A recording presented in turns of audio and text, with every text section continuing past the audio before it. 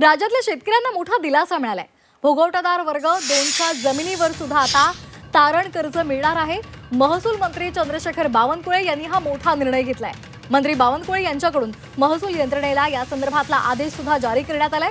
कर्जासाठी जिल्हाधिकाऱ्यांच्या परवानगीची त्यामुळे गरज नसणार आहे। राज्यातील भोगवटादार वर्ग 2 म्हणून जमीन धारण करणाऱ्या शेतकऱ्यांना आता बँकांकडून कर्ज मिळवण्यात येणाऱ्या अडचणी दूर होणार आहेत।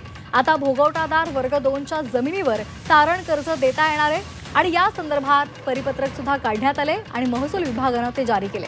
सातारा जिल्हा मध्यवर्ती बँकेच्या अधिकाऱ्यांनी 11 मार्च रोजी भोगवटादार वर्ग 2च्या जमिनी संदर्भात बैठक घेऊन हा प्रश्न महसूल विभागाच्या निदर्शनास आणून दिला होता आणि त्यामुळे आता राज्यातल्या शेतकऱ्यांना मोठा दिलासा मिळालाय।